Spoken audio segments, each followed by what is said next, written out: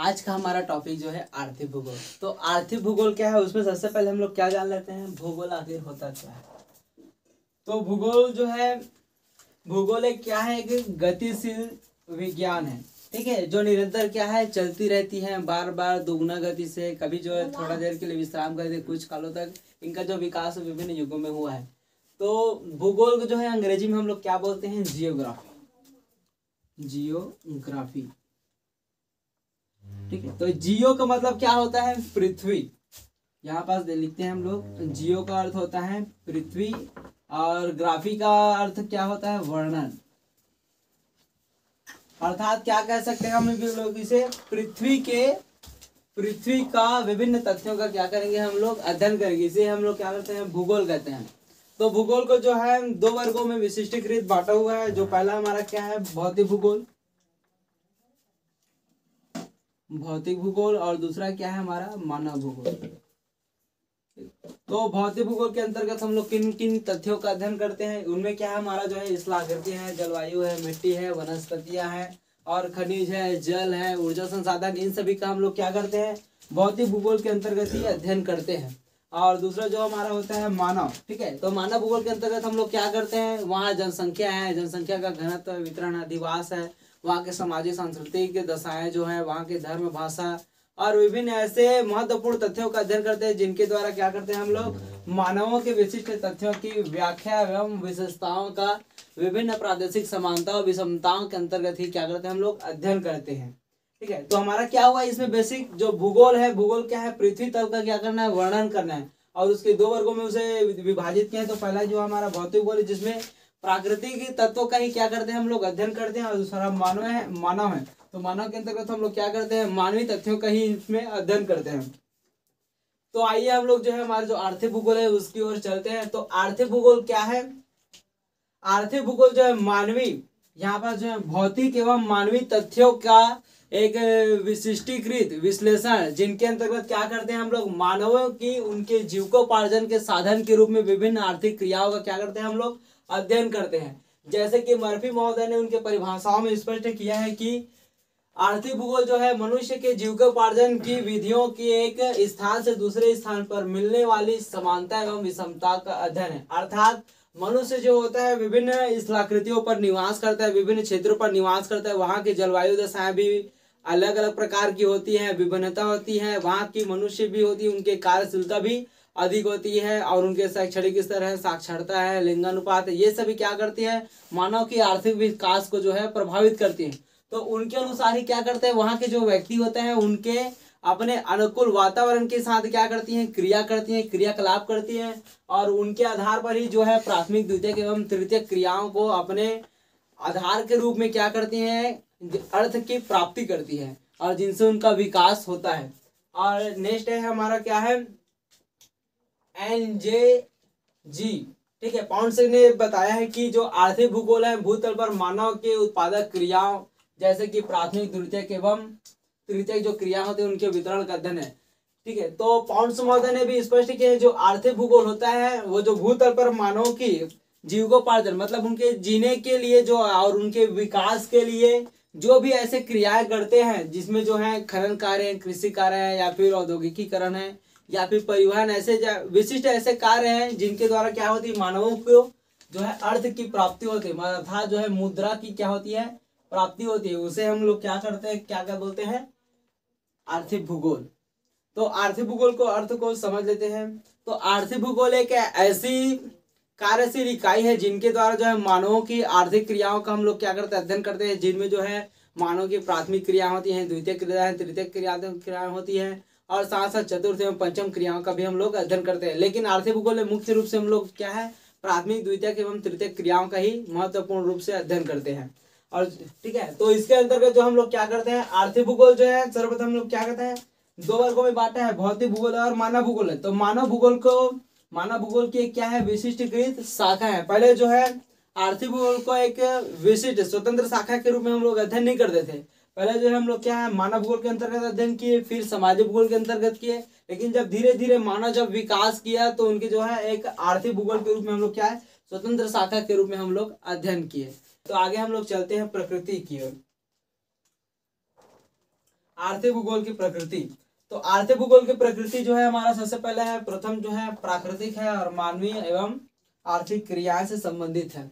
अर्थात जो कहते हैं आर्थिक भूगोल की स्वभाव कैसा है, ठीक है। तो स्वभाव से जानने से पहले हम लोग एक स्टोरी सुनते हैं, ठीक है। मतलब एक स्टोरी का हम लोग क्या करते हैं, जानकारी लेते हैं। जिस प्रकार हम लोग जानते हैं कि जो विश्व संचालन करते हैं, ठीक है, ब्रह्मांड का संचालन करते हैं, तो उनमें त्रिदेव का ही हम लोग क्या करते हैं, ज्यादातर नाम लेते हैं। जिसमें क्या है, एक हमारा जो है शिव जी है, शिव जी, और दूसरा जो है हमारा ब्रह्मदेव, और तीसरा हमारा क्या है, विष्णुदेव, विष्णु जी,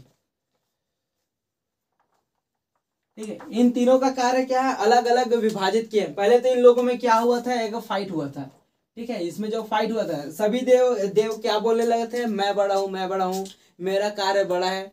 तो इसमें क्या है, एक विवाद की स्थिति उत्पन्न हुई। तो विवाद के दौरान ही क्या हुआ, इन लोगों में क्या है, खोज हुई, जिनमें क्या है, जो एक ओम या फिर बोले जाते एक प्रकाश में एक स्तंभ था, उनका क्या करना है, खोज करना था। तो इनके आधार पर जो है खोज नहीं कर पाया, और इसकी स्टोरी जो है बहुत लंबा है। तो हम लोग जो मेन टॉपिक में आते हैं, तो इसमें जो है शिव जी को इन लोगों ने क्या किया, एक कार्य प्रदान किया, जिसमें जो शिव जी क्या थे, एक प्राकृतिक कारक के रूप में इन्होंने महत्वपूर्ण स्थान दिया। अर्थात क्या बोले, जितने भी प्राकृतिक, जितने भी समस्त समुदाय हैं, जिसमें जो है स्थलाकृति है या फिर जलवायु है, मिट्टी, वनस्पति, खनिज, जल, इनका जो स्वामी कौन होगा, जो है शिव जी हो गए। अर्थात क्या कर, अगर इसका कोई सदुपयोग करता है तो उनका जो है विकास अच्छे ढंग से होगा, और अगर वही इनका जो है लाभप्रद, अगर लालच में आके अगर इसका बुरा उपयोग करते हैं तो उनका क्या होगा, यही जो शिव जी है उनका अंत के रूप में क्या करेंगे, इसका धीरे धीरे धीरे उनके विकास को पिछड़ेपन की स्थिति में ला देंगे। और दूसरा जो ब्रह्मदेव, ठीक है। तो ब्रह्मदेव का जो मुख्य कार्य यदि दिया था कि जितने भी संसाधन है, तो उनके संसाधन का उपयोग करने के लिए ब्रह्मदेव को क्या बोला था कि जो है मनुष्यों का धीरे धीरे क्या करना है, विकास करना है। अर्थात जो ब्रह्मदेव है वे जनसंख्याओं को धीरे धीरे बढ़ाते गए, और उनके संचालन के लिए एक और शक्ति थी, जिसे क्या बोलते हैं हम लोग, विष्णु जी। तो विष्णु जी को क्या बोलते हैं हम लोग, संचालन के रूप में पूजते हैं, ठीक है। तो ये हम लोग क्या करते हैं, जो मनुष्य होती है और यही पास जो हमारा क्या होते हैं, प्राकृतिक संसाधन होती है, दोनों के पूर्ति के लिए सबसे पहले क्या करते हैं, वो जो प्राकृतिक संसाधनों को पूर्ण रूप से विकसित करता है, और उसी के आदेश के बाद, ठीक है, और धीरे धीरे क्या है, मानवों को भी क्या करते हैं, विकास करते हैं। तो मानवों में जो शुरुआती तौर पर जो है कोई दैत्य या फिर कोई जो है देव के रूप में हम लोग अध्ययन नहीं करते थे, ठीक है। तो इसमें क्या है, देव और दानव दो रूप में विखंडन हो गया है। देव किसे बोले लगे, जो क्या है, जो संसाधन होती है उनका सीमित मात्रा में उपयोग करता है, जितना जरूरत होता है उतना। लेकिन जो दैत्य होते हैं, दैत्य जो है क्या करते हैं, यहाँ पर जितना भी संसाधन होता है पहले उपयोग करता है अपने बल के उपयोग के द्वारा, लेकिन धीरे धीरे उन्हें अहम की भावना आ जाती है कि इसको जो है अब ये हमारा ही है, जो हमारे जो तीनों लोक में, अर्थात जो है स्थलाकृति, जलवायु, मिट्टी, वनस्पति, खनिज, जल, इन सब में क्या है, हमारा अधिकार है, हम ही सर्वोपरि है।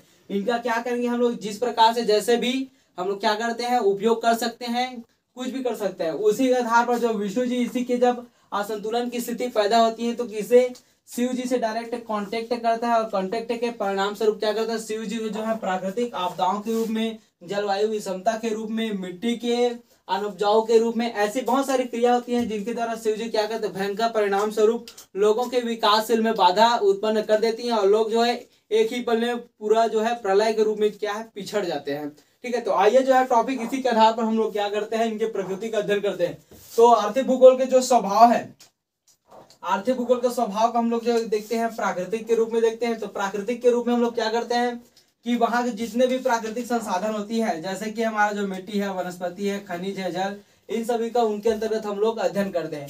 और दूसरा है मानवीय, अर्थात ब्रह्मदेव जी की जैसे संतान उत्पत्ति किए, जनसंख्या, पॉपुलेशन बढ़ा, घनत्व हुआ, वितरण हुआ, उनके रहन सहन का, रीति रिवाजों का, सांस्कृतिक संगठन समूहों का, उनकी भाषा बोली का, इन सभी का हम लोग क्या करने लगे, इनके अंतर्गत अध्ययन करते हैं। और तीसरा जो होता है हमारे जो क्रियाएं, जो मनुष्य होती हैं, वो जो भौतिक पर्यावरण के साथ, यानी कि उनके वातावरण के साथ क्या करते हैं, एक दूसरे के साथ अंतर संबंध करते हैं, इन सभी क्रियाओं का हम लोग इनके अंतर्गत अध्ययन करते हैं। जिनमें क्या है, कोई जो व्यक्ति होते हैं या फिर कोई जो संख्याएं होती है, क्या वो वहाँ के जो प्राथमिक व्यवसाय में जुड़ा होता है, कोई ऐसा भी होता है जो द्वितीयक व्यवसाय के अंतर्गत जुड़े होते हैं, और कोई ऐसे भी होते हैं जो तृतीयक एवं चतुर्थ पंचम व्यवसाय के अंतर्गत ही क्या कार्य करते हैं, ठीक है। तो आइए हम लोग जो और आगे बढ़ते हैं विषय क्षेत्र की ओर।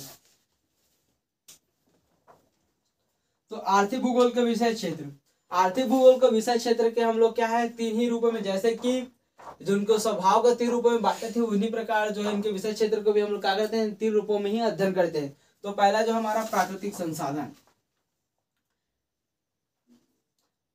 प्राकृतिक संसाधन, तो प्राकृतिक संसाधन के रूप में हम लोग क्या किन किन चीजों का अध्ययन करते हैं। सबसे पहले जो है किसी स्थान की स्थलाकृतियों का अध्ययन करते हैं प्राकृतिक संसाधन के अंतर्गत, कि कौन से स्थान कहाँ पास स्थिति है, वहाँ की अन्य जो सहायक जो संसाधनें होती हैं उनके अंतर्गत कौन कौन से प्रकार की होती है, उनका वितरण कैसे, उनकी उत्पत्ति कैसे हुआ, विकास कैसे हुआ, और उनके विभिन्न ऐसे प्रभावकारी कारकों का हम लोग इनके अंतर्गत अध्ययन करते हैं, जिससे कि प्राकृतिक संसाधनों का नष्ट ना हो सके, या फिर नष्ट होता है तो किस कारण से होता है। और दूसरा जो हमारा होता है जलवायु, तो वहाँ की विभिन्न क्षेत्रों में पाए जाने वाले विभिन्न भौतिक एवं आर्थिक दशाओं को जो प्रभावित करने वाले ऐसे कारक है जिसमें जलवायु है, मौसम है, उन सभी का हम लोग इनके अंतर्गत अध्ययन करते हैं। उसी के साथ साथ वहाँ की उपजाऊ मिट्टियों का, उनके वितरणों का, उनसे निर्मित भू स्थलाकृतियों का, और उन्हीं के साथ साथ ऐसे बहुत सारे तथ्यों का हम लोग अध्ययन करते हैं। और उसके बाद जो है प्राकृतिक संसाधनों के अंतर्गत वनस्पतियों के वितरण, समुदाय, उनके उत्पत्ति विकास का अध्ययन करते हैं। खनिजों का भी हम लोग उत्पत्ति वितरण विकास का, उनको प्रभावित करने वाले कारकों का इनके अंतर्गत हम लोग अध्ययन करते हैं। और जल के वितरण एवं जलों के विशिष्ट भार का अध्ययन करते हैं और उनके महत्व का भी हम लोग अध्ययन करते हैं। और जल का विभिन्न औद्योगिक क्रियाओं के अंतर्गत क्या क्या उनकी महत्वपूर्ण भूमिका होती है, इन सभी का हम लोग इनके अंतर्गत अध्ययन करते हैं। और जो हमारा दूसरा टॉपिक है मनुष्य, ठीक है, तो आर्थिक भूगोल के अगला जो विषय क्षेत्र है उनके अंतर्गत मनुष्य के अंतर्गत हम लोग किन किन चीजों का अध्ययन करते हैं। सबसे पहले हम किसका अध्ययन करते हैं, मेन जो हमारा होता है जनसंख्या। तो किसी क्षेत्र या किसी प्रदेश पर निवास करने वाले जन समूहों को क्या बोलते हैं हम लोग, जनसंख्या बोलते हैं। तो इनके अंतर्गत किसी प्रदेश के पर्टिकुलर क्षेत्रीय या फिर प्रादेशिककरण के रूप में हम लोग जनसंख्याओं का अध्ययन करते हैं, उनके घनत्व एवं वितरण का अध्ययन करते हैं मनुष्य के रूप में। और दूसरा जो है लिंगानुपात का अध्ययन करते हैं कि कौन से प्रदेश में कितना जो है लिंगानुपात पाए जाते हैं, जिसमें है पुरुषों में कितने महिलाओं की संख्या है, या पर कहीं कहीं पर जो है महिलाओं में कितने पुरुषों की संख्या होती है। उसके बाद आयु वर्ग का अध्ययन करते हैं। आयु वर्ग में जो होती है आर्थिक क्रियाओं का महत्वपूर्ण भूमिका देखा जाता है, क्योंकि इसमें जो है तीन वर्ग के होते हैं। पहला जो होता है युवा वर्ग होता है, उसके बाद प्रौढ़ वर्ग होता है, उसके बाद जो है वृद्धा वर्ग के होते हैं। तो इसमें जो होता है प्रौढ़ वर्ग के लोगों में जो है सबसे अधिक कार्यशीलता वाली जनसंख्या मानी जाती है, और युवा और वृद्ध जो होती है एक आश्रित वर्ग के रूप में हम लोग देखते हैं।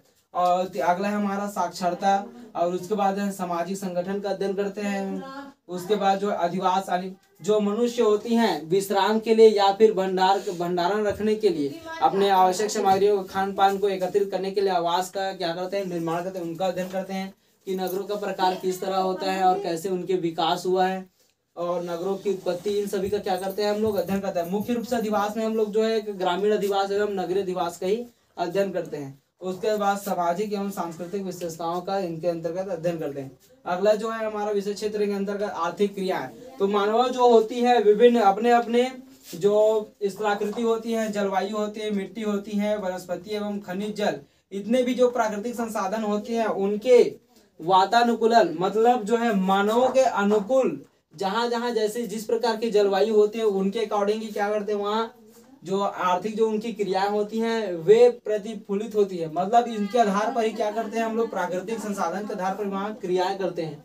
जैसे कि कोई क्षेत्र है वहां पर जो है प्राकृतिक जो क्या बोलते हैं संसाधन, ठीक है, प्राकृतिक संसाधन है जो खनिज संसाधन है, ऊर्जा संसाधन है, अगर बहुमूल्य मात्रा में उपलब्ध है, मतलब प्रचुर मात्रा में उपलब्ध है, तो वहाँ के लोग जो अधिकतर जो है प्राथमिक एवं द्वितीयक व्यवसाय के अंतर्गत जुड़े रहते हैं। तो प्राथमिक व्यवसाय ऐसे व्यवसाय है जिसमें जो है प्राकृतिक संसाधन को सीधे हम लोग क्या करते हैं प्राकृतिक रूप में ही क्या करते हैं अध्ययन कर, यानी कि उनका क्या करते हैं प्राकृतिक रूप में हम लोग उपयोग में लाते हैं। जैसे कि कोई व्यक्ति है जो क्या करता है खनन कार्य करता है, कोई व्यक्ति कृषि कार्य करता है, कोई जो है आखेट का कार्य करता है आखेट का, या फिर कोई ऐसे व्यक्ति है जो मछली पालन या पशुपालन का कार्य करते हैं।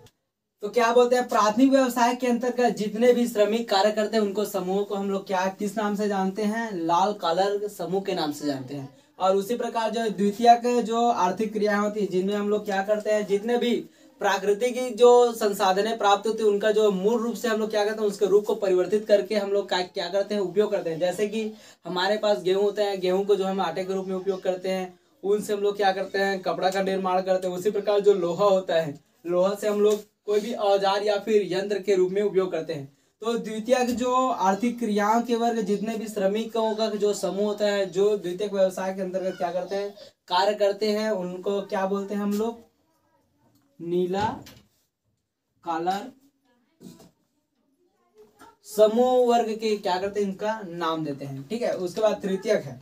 तो तृतीयक वर्ग के अंतर्गत है जैसे जो प्राथमिक एवं द्वितीयक जितने भी उत्पादन संबंधी जो भी हमें क्या बोलते हैं प्रोडक्ट या फिर कुछ वस्तुएं जो हमें मिलती हैं, उनको हम लोग क्या करते हैं, विभिन्न प्रकार के जो लोग हैं, जो उपभोक्ताएं होती है, उन तक जो पहुंचाने का कार्य करते हैं।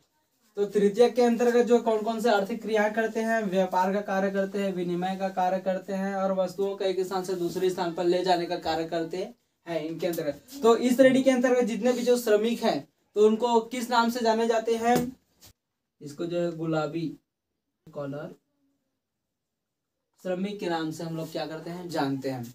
तो इनके अंतर्गत हम लोग क्या क्या आज जो अध्ययन किए, तो सर्वप्रथम जो है आर्थिक भूगोल क्या है उनका अध्ययन किए। आर्थिक भूगोल का अर्थात जो है हम लोग क्या समझे, आर्थिक भूगोल जो है मानवों के जीविकोपार्जन के लिए भिन्न भिन्न स्थानों में जो उनके विभिन्नताओं का अध्ययन जो आर्थिक क्रियाओं के रूप में हम लोग देखते हैं, उनका ही अध्ययन क्या है, आर्थिक भूगोल है। उसके बाद उनकी परिभाषा देखे, उनके अर्थ को देखे, उसके बाद उनकी प्रकृति है, प्रकृति को रूप में देखे हम लोग क्या, प्राकृतिक एवं मानवीय एवं उनकी आर्थिक क्रियाओं के द्वारा। और उसके जो विषय क्षेत्र है, तो उनको विषय क्षेत्र को फिर से पुनः 3 भागों में विभक्त किए, जिनके अंदर प्राकृतिक संसाधन है, मनुष्य है और आर्थिक क्रिया है। तो इन सभी के अध्ययन के पश्चात हम लोग क्या देख लेते हैं, आर्थिक भूगोल का उपागम। आर्थिक भूगोल के उपागम अर्थात जो है आर्थिक भूगोल की जो दृष्टिकोण है, किस रूप में हम लोग आर्थिक भूगोल को देखते हैं। तो सबसे पहले हम लोग जो है क्रमबद्ध के रूप में देखते हैं, क्रमबद्ध उपागम। और जो सेकंड हमारा है प्रादेशिक उपागम, प्रादेशिक उपागम। और हमारा थर्ड है सैद्धांतिक उपागम।